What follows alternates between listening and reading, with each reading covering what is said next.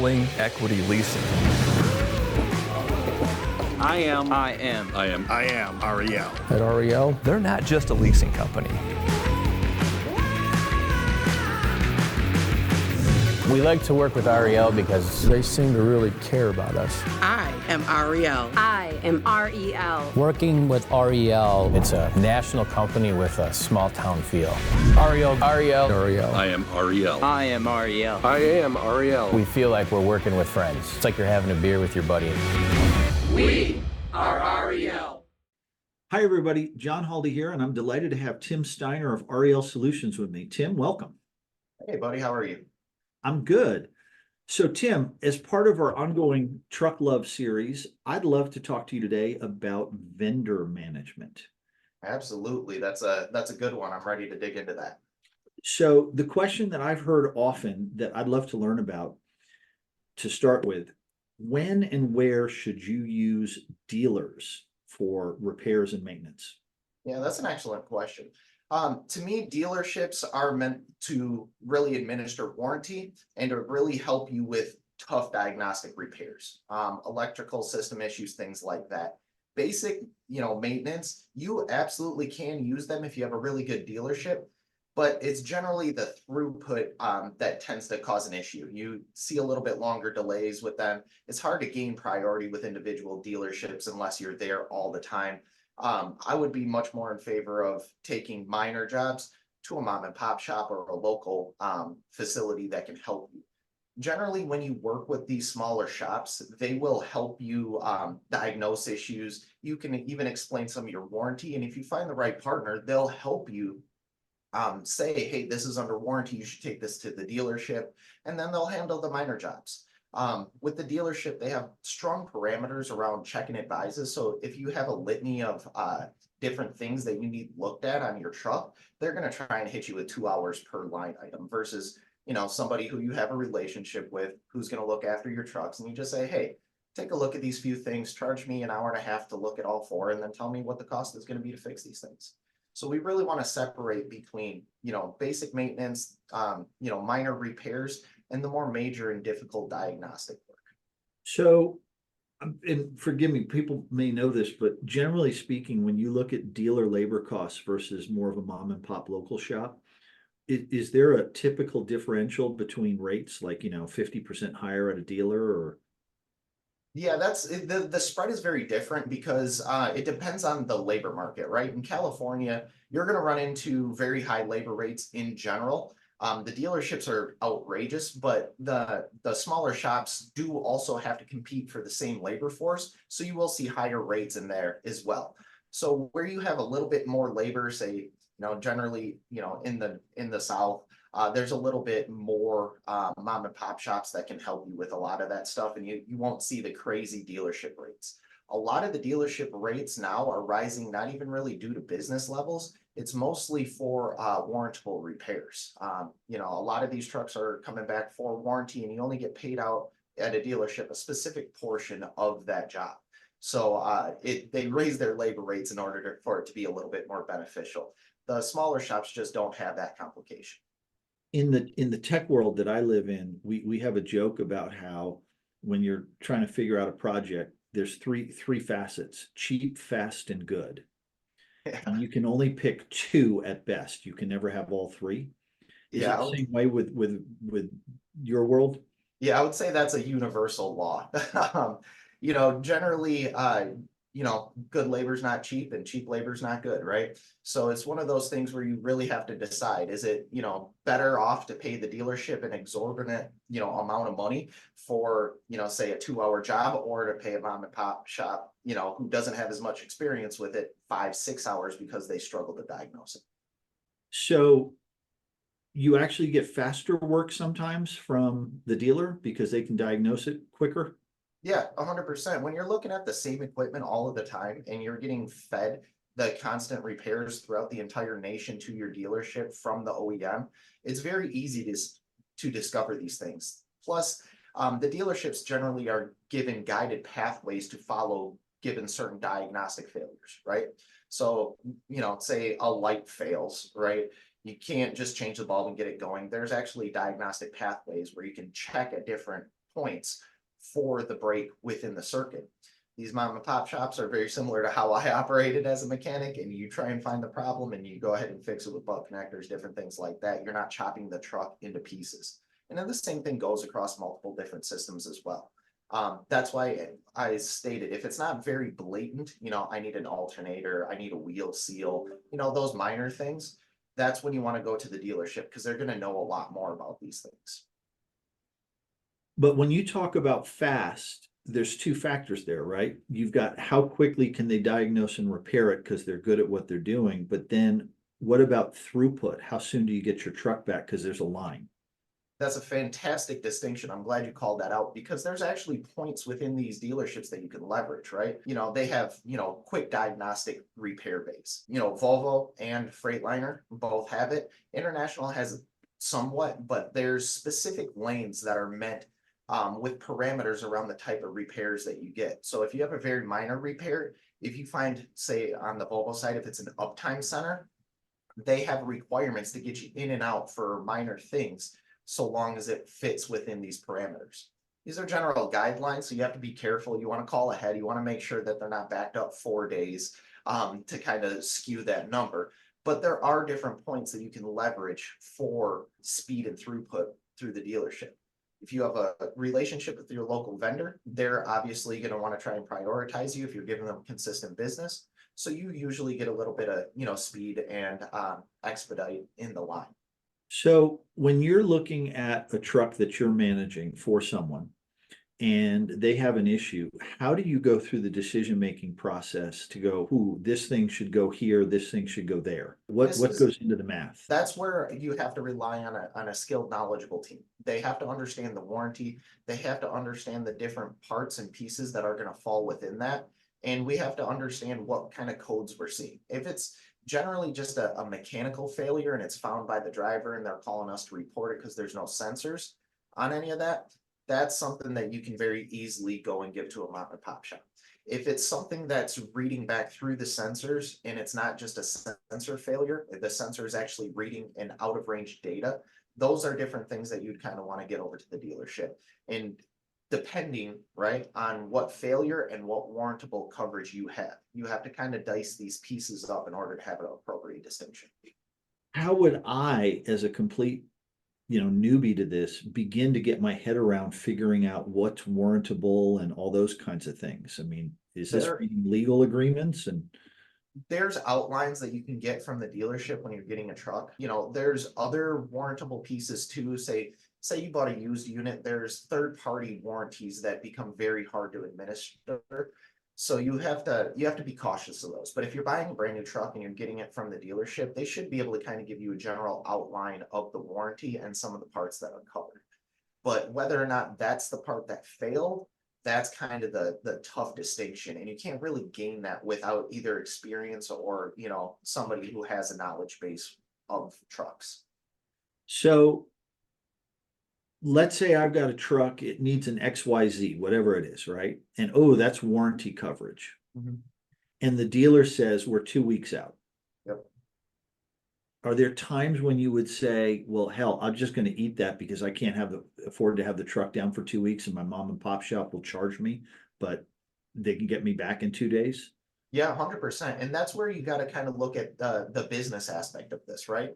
Obviously, maintenance costs you want to be low, but what's the good of having low maintenance costs if you're not generating any revenue, right?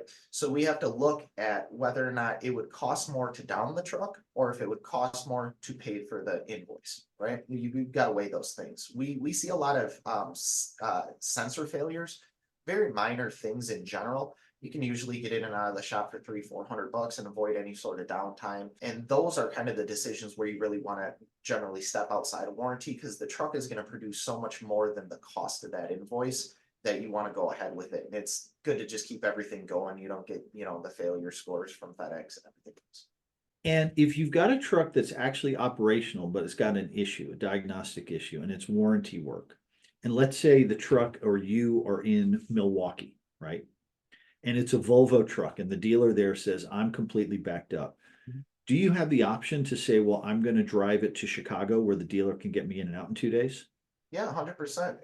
That's, I know we're trying to keep it agnostic, but that's one of the main things that my team does is they spread out the range. And if anyone is handling their own units, I would strongly suggest that.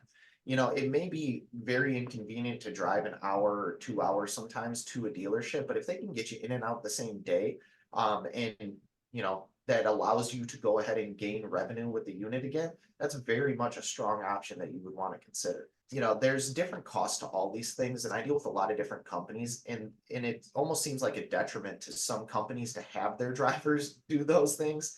So they'll pay, you know, and they'll down the truck, they'll do all these things in order to retain their drivers. But when you're looking at a pure cost perspective, the best thing to do is to administer warranty as quickly as possible, get all these things covered under a package that you've already paid for, and then get that unit back up and running again as quickly as possible. These are the main things that you kind of want to focus around. There's variances that will kind of steer you off portions of this, but that's the main goal in an overarching theme that you want to get in the habit of: speed, cost, and back to business. As far as local vendors go, what are some of the better ways to develop a good relationship with your local vendors? What are the levers you can pull to make them delighted that they get a call from you as opposed to, oh no, it's Tim again? Um, that's a great question. One of the things I like to do is I like to go and meet these people, right? Face-to-face connections, especially in the maintenance world, is a big deal.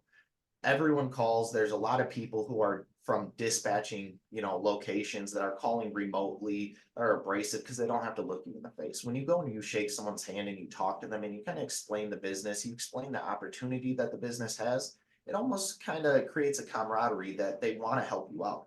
You know, most people are good people from what I've understood. And if you go ahead and you meet them and you kind of remove that anonymous piece from the whole pie, it's a very strong way to develop those relationships. You stop in there, you say hi, you shake their hand, they're going to want to take care. What about, you know, explaining them the size of fleet, frequency of stuff, how you've got business you need to spread out or that you want to bring somewhere? I mean, do they respond well to that, or are they just kind of like, yeah, bring us your truck when you got it?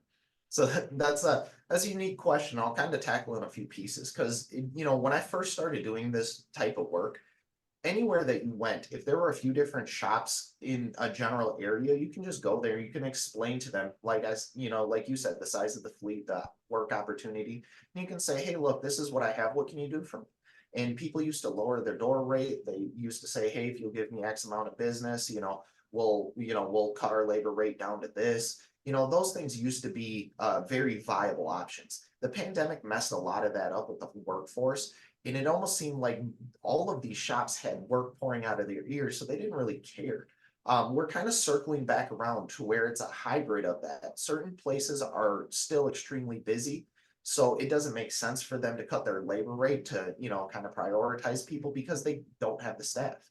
So it's right situations. If you kind of see that, you know, they have open bays, they have tech standing around, that tactic will still be extremely valuable and important. But generally, it's mostly now work proven and then an ask on the backside, right? Once you become consistent customers, once you've kind of shown that you're going to produce this work, that you're not going to be a hassle, that you're willing to actually get the work done, those are the things that I've seen really change the course of vendors.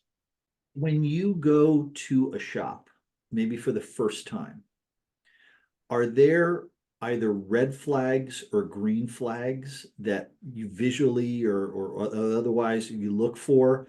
I mean, is it like a filthy shop or a disorganized, chaotic shop or a place with 28 trucks waiting in line? What are the things that you're looking for that make you either feel good or bad about when you first encounter a shop?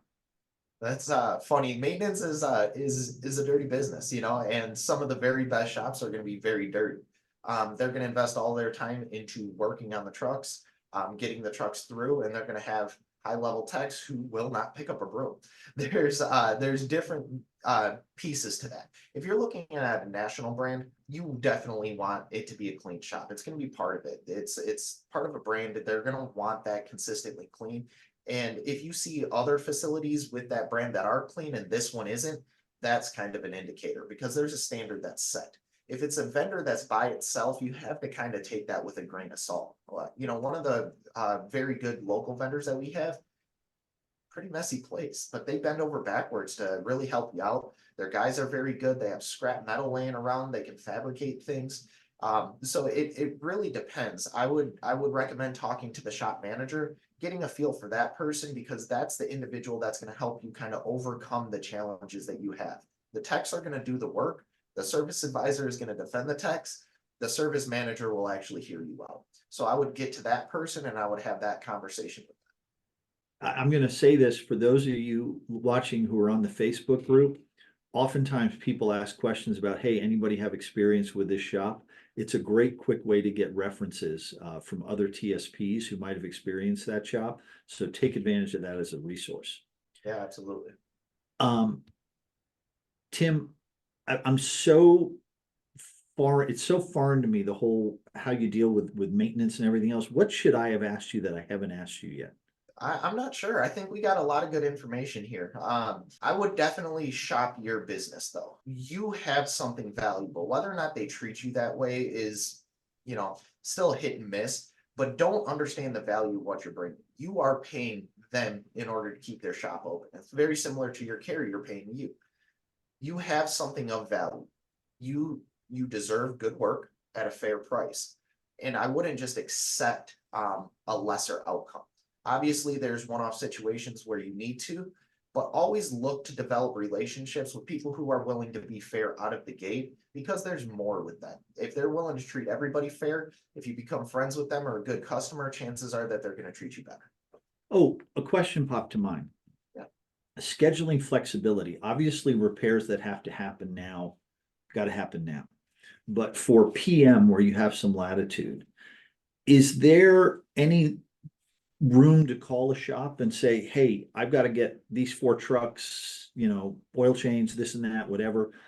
What's a good day? Or does your own schedule as a TSP tend to dictate when you got to get that done? So it definitely is your schedule as a TSP. You have routes generally that are going to, they're consisting of time frames, right? I have to dispatch on Tuesday, they get back on Friday. It's going to be consistent. But your original statement where you call and say, hey, I have these 4 trucks, I need to come in on this day, that's definitely much more of a regular shop versus a dealership. They will accommodate those things. That is a very good way to kind of handle that. And we talked about it in a previous video. That's where you also want to take advantage of stacking multiple things. So if your driver has had complaints about things that are minor, something you haven't wanted to down the truck for, these mom and pop shops, you can have them look at those while the unit's down for the PM, and you can plan these things ahead of time. So stacking the service and getting your smaller repairs to capitalize on your downtime is a major benefit that you will see a lot more easily obtained through the smaller shops. But do you ever run into situations where a guy says, hey, I know you want to bring it tomorrow, but if you wait 3 days, I'm slammed now, I can turn you quicker at the end of the week? Yeah, absolutely. It's a give and take. Generally, when you get to that point with a shop and you're having those very candid conversations, you can kind of feel that out, and they're generally going to be honest with you, because they would rather have you run, keep making money and then down the truck when it's time. If you run into a shop that is giving you false time frames and different things like that, it's only a matter of time before that leads into another category. So if a shop is being very honest with you and suggesting that you do it a different day, try and be as flexible as you can, or maybe push it off to the following week. Your timeframes are very important. If they have something that's immediately holding you up, maybe look to shoot for a further time frame out that still accommodates your schedule. Got it. Those of you watching, we're going to add Tim's contact information to this video. I know that Tim's being very gracious and says, please call him with questions. He wants to help educate the community. But also, if you have questions that you'd like he and I to talk about and share publicly, please send those to us. We're trying to do this to build the knowledge base for the whole TSP community. So your input is greatly appreciated. And Tim, a million thanks for taking your time to share your wisdom with us. I really appreciate what you're doing for everybody. Absolutely. It's always a pleasure to talk to you, buddy. All right. We'll talk soon, I'm sure. Be well.